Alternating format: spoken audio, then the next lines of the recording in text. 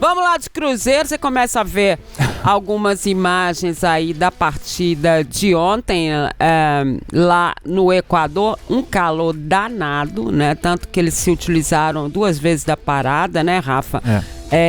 30 graus, né? 30 graus. Quando a gente saiu do estúdio, estava terminando o jogo, estava 30 graus lá, né? Isso na hora do encerramento da partida. Do encerramento da partida, ou seja, não foi fácil, não.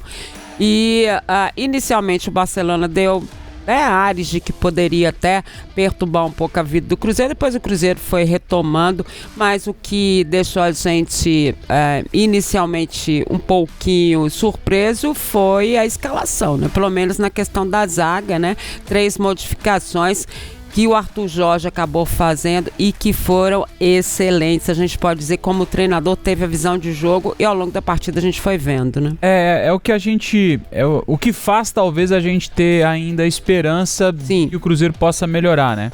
Se não tem um elenco totalmente equilibrado, tem um elenco que pode dar resposta ou que pode apresentar mais do que apresentou até aqui em 2026, né?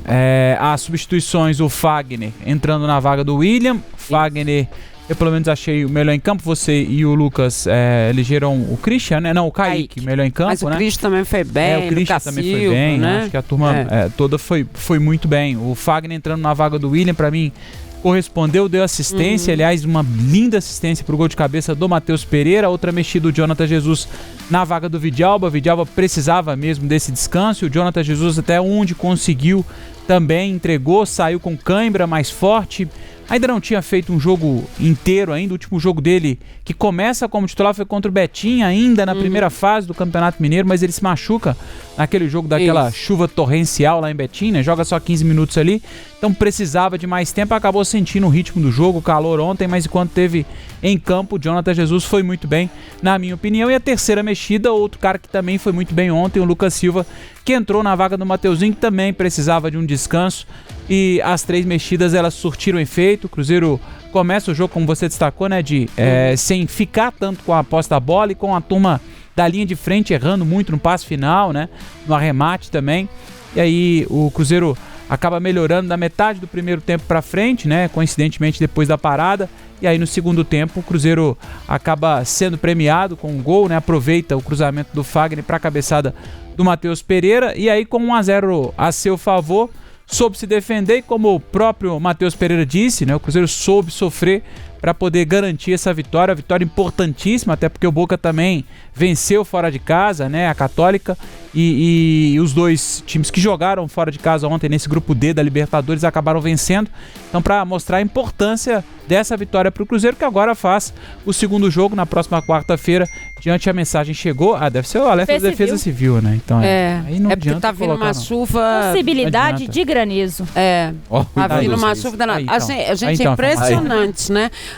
Entramos para apresentar o programa, isso acontece quase todos os dias. Quando a gente sai, tá uma chuva, né? Vai, Rafa, depois do alerta da Defesa Civil. Isso. Vai, Rafa. Bom, tá todo mundo sabendo, tá aí informação. Aí informação, isso. Da segunda metade do jogo, né? O Cruzeiro faz esse 1-0 e sabe sofrer, sabe garantir essa vitória, né? Que foi muito importante, e não só para Libertadores, né? Mas também pro Campeonato Brasileiro. Afinal de contas, o Cruzeiro vive uma situação pra lá de delicada na Série A do Campeonato Brasileiro, penúltimo colocado do Brasileirão, tem o Red Bull Bragantino como próximo adversário, e aí não dá para respirar muito, né? É viagem, até tem esse descanso hoje.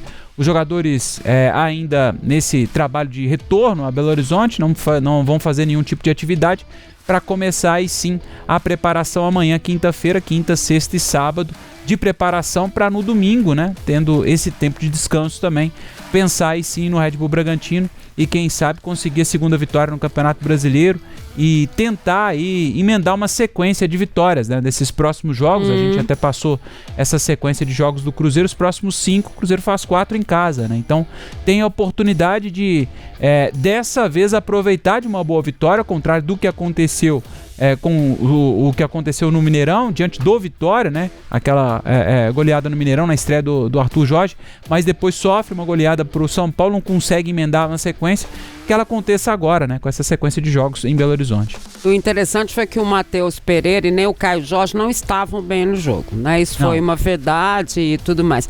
Mas a importância de você ter um jogador com o diferencial técnico que o Matheus Pereira tem, né? Na hora que precisou, que apareceu a chance, foi ele que teve a tranquilidade para concluir. O Caio Jorge continuou mal, né, no jogo, acabou sendo substituído e perdeu tudo mais. Um gol incrível, né, gente? Nossa senhora, né? Jogada do Christian com o Kaique, cruzamento do Kaique, ele quase tudo na pequena área. Foi uma maravilha, não foi. Eu acho que ficou muito claro que o Cruzeiro precisa de jogadores ofensivos, né? Exceção aí, obviamente, dos que entram como titulares. O banco não responde no que diz respeito à questão ofensiva, a questão defensiva, o banco está respondendo, né? A gente tem que dizer que o Matheus Cunha também fez defesas, né? A gente sabe da necessidade, sabe que o Cruzeiro está observando outros nomes, mas isso não quer dizer que ele não vá conquistar essa posição titular. E acho que depois do que ele passou, ele teve muita personalidade no jogo. Eu não sei se depois do que eu tivesse passado e tudo mais, eu com certeza não estaria preparado para isso. Um goleiro tem uma preparação diferente também. Daqui a pouco a gente vai ouvir o goleiro do Cruzeiro, mas acho que defensivamente também está mostrando que está respondendo, né? Mesmo eu achando que ainda existe necessidade da contratação de um zagueiro. O meio-campo onde se acertou ali com o Lucas Silva, que tem, e ninguém pode tirar dele, né? Essa técnica, essa forma de conseguir tanto a recomposição defensiva quanto fazer o Cruzeiro ir à frente, né? E o Cruzeiro foi muito à frente.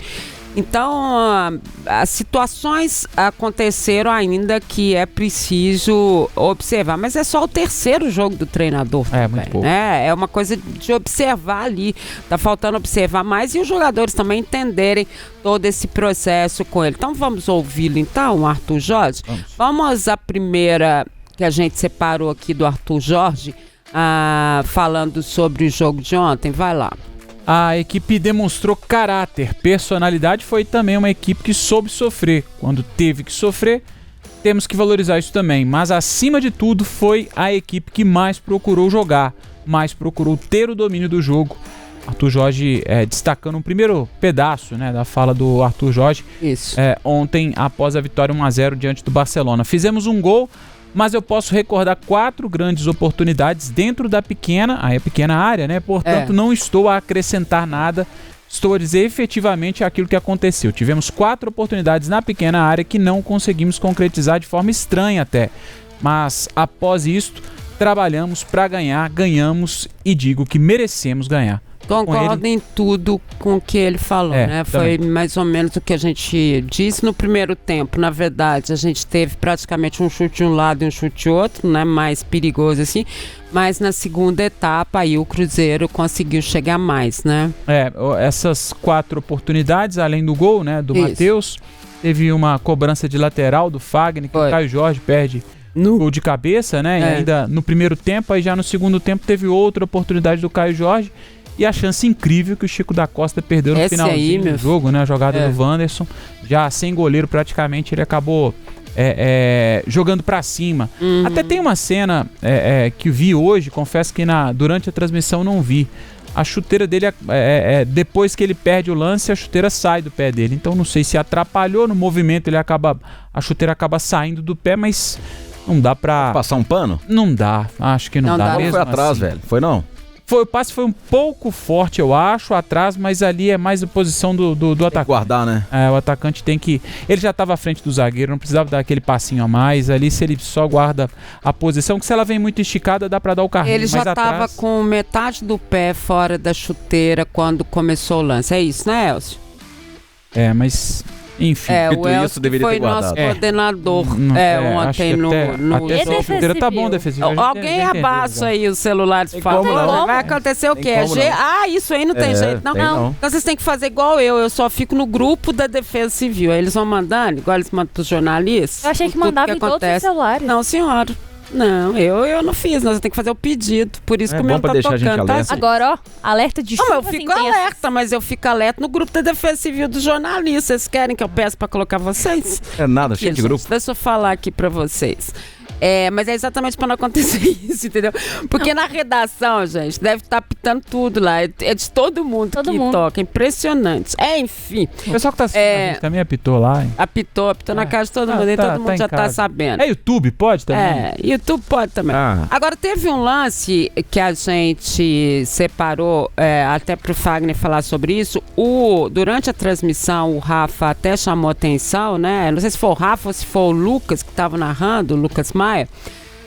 Que o Fagner, aquela hora que tem a parada, né? O Fagner chama todo mundo e fica ali conversando com eles, né? E acho que você comentou, né? Ele puxou a palavra, alertou os companheiros ali, falou que era um momento definidor do jogo. Aí a primeira lâmina, na verdade, foi isso aqui que ele falou lá. Leia, por favor. Não interessa. Vai. Você tá não, quero ver se você vai ler, pô. A intensidade? Não, quero ver se você vai.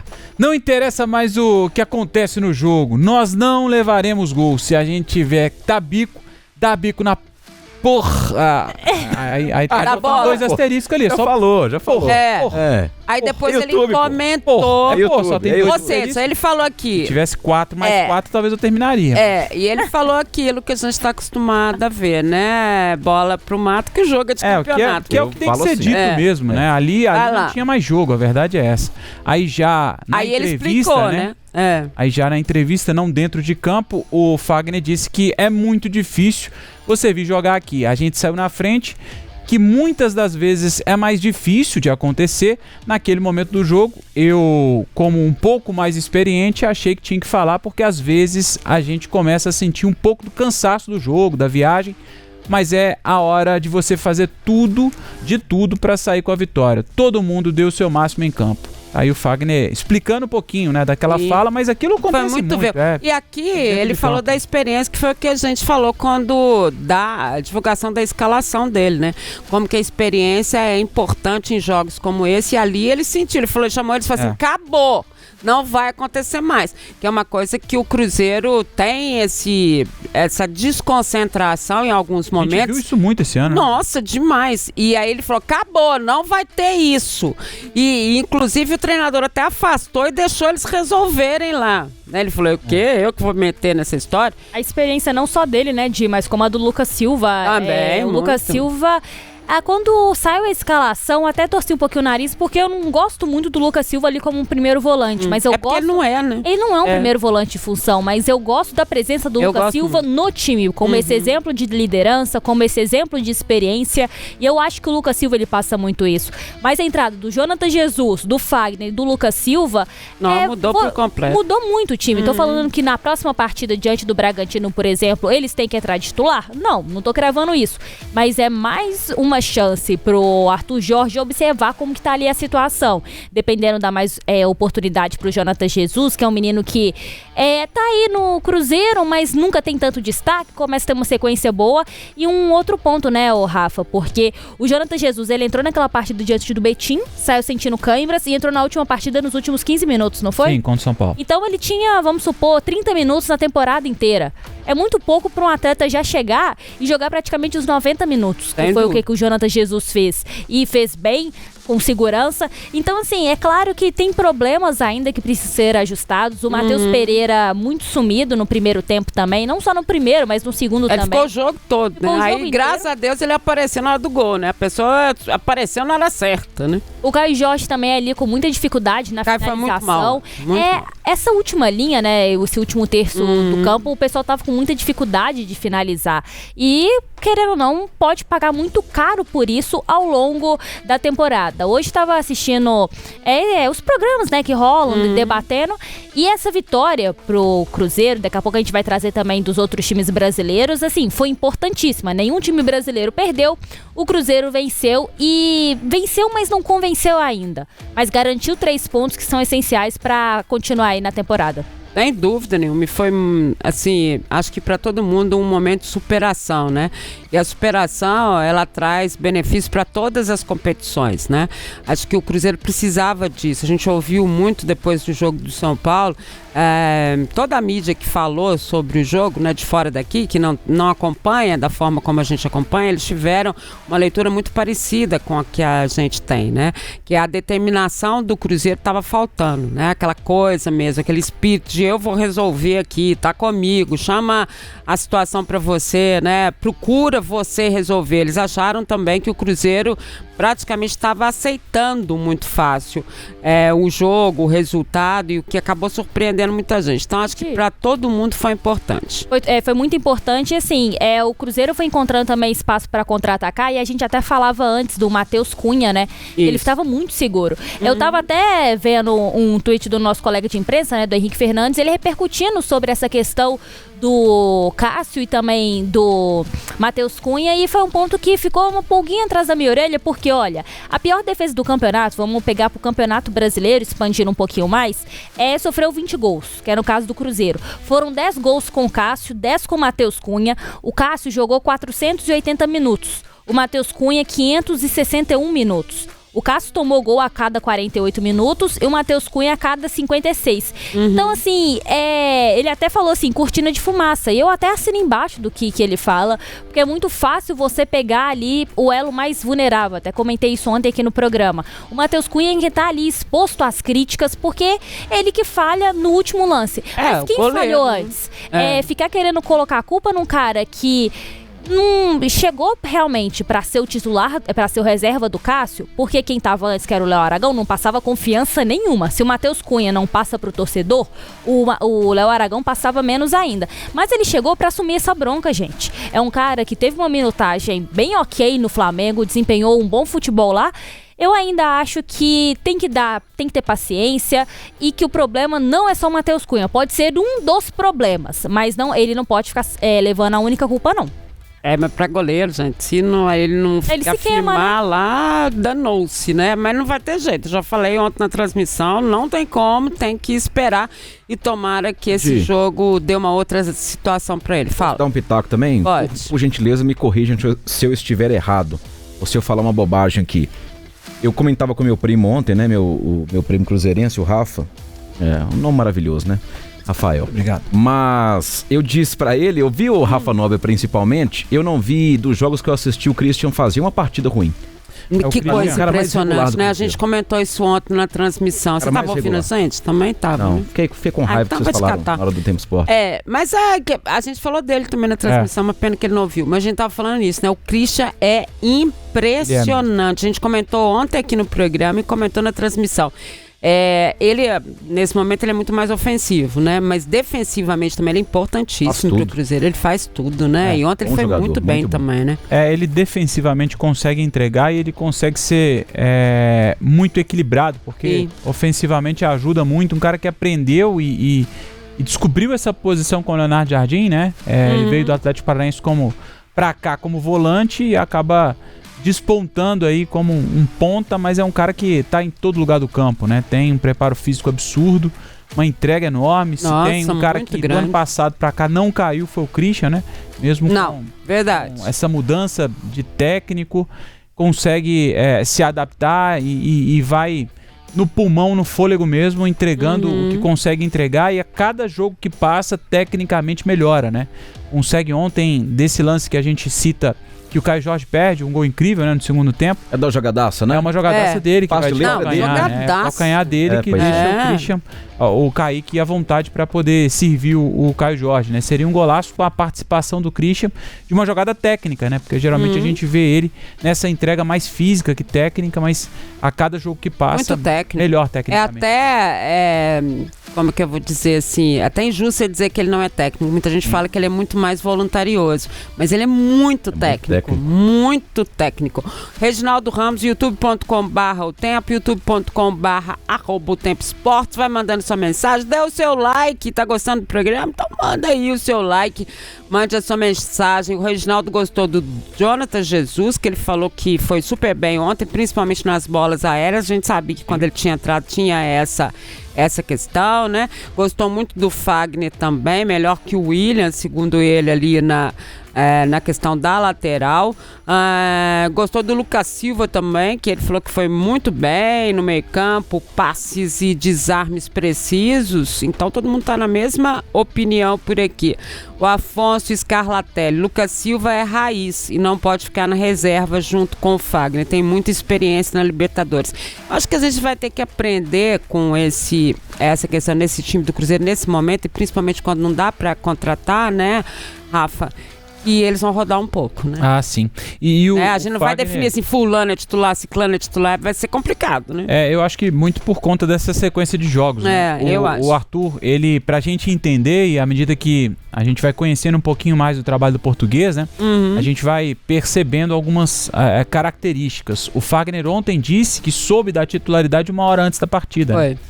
O Arthur ele faz exatamente isso, o Arthur Jorge, coisa, né? Estranho, pra promover essa disputa e deixar todo mundo dentro do elenco em estado de alerta, né? Para que eles possam ficar bem fisicamente para quando acionado, responder e corresponder. Foi o caso ontem dos 3, não por acaso os 3 que entraram corresponderam. O Fagner, para mim, esse destaque ontem dos jogos ontem, mas estou com o Reginaldo aí também. Acho que o Jonathan Jesus foi muito bem, o Lucas Silva também.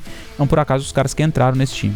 O Wellington Roberto mandando boa tarde, dizendo: Fagner, Kaique, Christian, Matheus Pereira foram bem, agora senhor Gerson está devendo e muito. Nem achei que foi tudo isso ontem não, tá? Com todo respeito, mas muito longe do Gerson que a gente imagina, né? Mas igual você falou, longe do que a gente imagina e do que a gente projeta no Gerson, mas também não só do recorte do jogo de ontem, né? Dos outros jogos também. E tem um outro ponto que tem que ser analisado também, a forma com que o Gerson tinha muito tempo que não jogava alguma sequência, assim. Lá no Zenit ele não conseguiu engatar uma sequência por conta de lesão, por conta de outras questões também. Não teve um destaque tão grande, né? Ele saiu do Flamengo quando era um destaque, foi pro Zenit, e aí acaba que perde também o lugar dele, né, na seleção brasileira, que antes já estava até garantido, né, Di? E aí, só completando aqui, até para você falar, ô Rafa, o mesmo Wellington diz o seguinte, que o já está devendo, né, e fala assim: e o Chico da Costa será o novo Ernesto Faria, socorro, versão brasileiro, pífio gol que ele perdeu. O Chico da Costa realmente muito mal, gente, impressionante. Né? Até um caso pra gente poder discutir depois o porquê do Chico da Costa ter mais tempo experimentado com o Arthur Jorge que outros atacantes, né? Já deu pra ver que o Chico da Costa não vai acrescentar muito, a não ser para um estilo de jogo específico, né? Que é esse jogo mais brigado. Ontem não venceu uma bola, uma disputa, não conseguiu segurar uma bola no ataque, ganhar uma disputa no alto. Então, se é para ter essa pouca produção ofensiva, que possa experimentar outros jogadores também, porque a gente viu que o Chico da Costa não vai render nesse sentido. Só para poder complementar com relação ao Gerson, acho que o torcedor às vezes tá esperando um Gerson do Flamengo. Não é. E esse Gerson que desembarcou em Belo Horizonte é um Gerson de uma idade mais avançada. Não tô passando pano não, acho que o Gerson tá devendo sim, mas acho que o Gerson aos poucos tá mostrando um pouco mais. Tá mostrando um pouco mais. Pra mim, foi bem em alguns jogos pontuais, foi bem contra o Santos, foi bem contra o Vitória, foi bem ontem, na medida do possível, né? E aí cansou, acabou sentindo mesmo. De um meio campo que não tem, é importante a gente reforçar isso, não tem um primeiro volante, quem sobrecarrega são os outros 2 caras que estão nessa função, né? O Gerson é um deles, o Lucas Silva também. Então eles ficam mais sobrecarregados, eles tentam ser mais combativo nesse meio campo, muito por posicionamento, né? O Lucas Silva é um jogador super inteligente, é muito técnico, mas é super inteligente. Então ele consegue interceptar o passe, a roubada de bola muitas vezes, se não acontece na força, né? Como o Romero costuma fazer nesse meio campo do Cruzeiro, e não é uma característica do Lucas Silva. Quando ele começou aqui no Cruzeiro não era essa característica. É um cara muito mais de saída de bola. É o quê? Maracanã mandou avisar que você tá passando pano sim. Maracanã mandou. Entendi. Maracanã. Aqui, ó, dá o close. Vai lá. É você mesmo, 02. Olha aí. Aqui, ó. Mandaram falar. Maracanã tá chorando a contratação do Gerson até hoje. Eu acho que é isso. Entendi. Maracanã. Turma do Maraca. Um abraço, Viagão, professor. Entendi. Tá chorando. O primeiro aí, tá? Ele veio pra cá, viu, o pessoal. Aceita, pô, aceita. Foca na Libertadores. Tem estreia hoje, hein?